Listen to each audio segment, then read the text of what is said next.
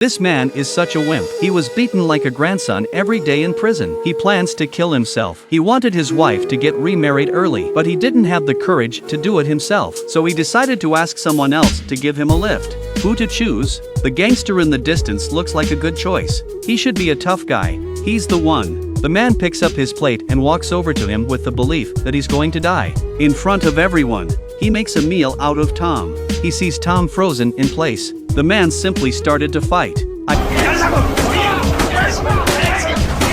Tom, who had come to his senses, was finally enraged. A sick request like this, even a pervert like him thinks it's sick.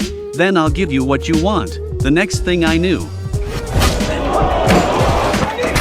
the inmates were stunned. The man's fists were so fierce, even he couldn't believe it. But the man didn't give up. He had his eye on another target, one that even the guards wouldn't dare mess with. Alan, the son of the devil, who had killed 9 people in a row. So in the laundry room, the man came forward again to provoke. 9명 죽였다며. 10명 채워봐. 10명 채워서 네 엄마한테 자랑해야지. 천하의 개! 쌍! 해주나!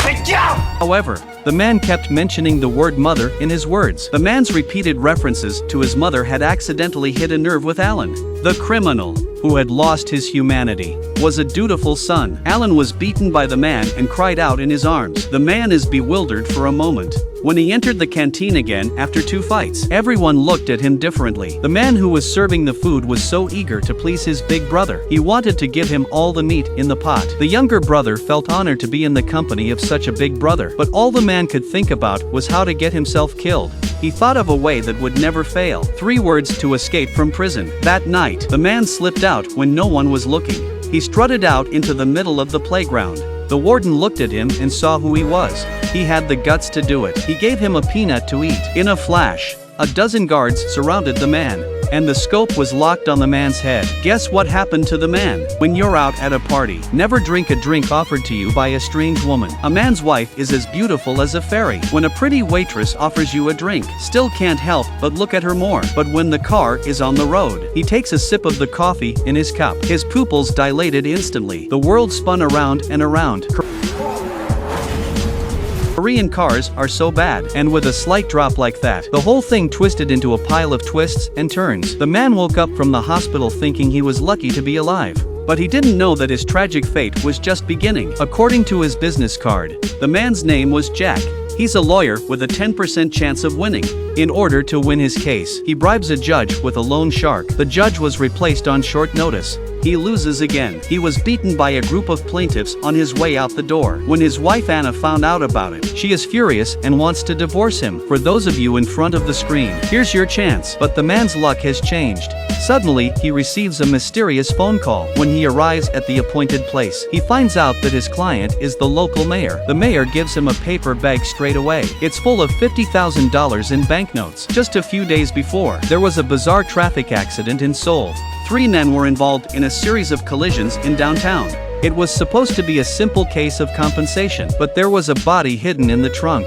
This immediately became a criminal case. The point is that the perpetrator in the car, 1 was a medical professor, 1 was a legal advisor, 1 was a rich tycoon. The 3 men were at each other's throats at the police station. Neither admitted to the murder. The case is suddenly complicated, but the mayor doesn't ask Jack to win the case. Instead, he asked him to be a paparazzo, to get close to the 3 men and then find out what the crime was. When the job is done, the mayor, caught in the crossfire, is able to get away from the 3 men, and Jack could make a fortune. He'd become a golden lawyer. As planned, Jack arrived at the prison as a retained lawyer, preparing to question the 3 men for the first time. But when he pushed open the door, he was dumbfounded. This wasn't a prison cell. This was a box that was more luxurious than a nightclub. What kind of law did you break to be subjected to such inhumane torture in prison? No work in the sun. You are only allowed to lie on a large leather sofa and read a book or newspaper. No nutritious, balanced meals. Only binge drinking and a bottle of Lafite 82. It's almost 40 years old. You'll get diarrhea if you drink it. Even the prison governor himself supervises them. They were given a big lollipop.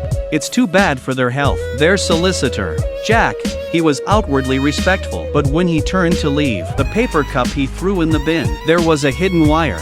He heard that the car recorder had captured the whole crime. Jack immediately found Mary, the wife of one of the men.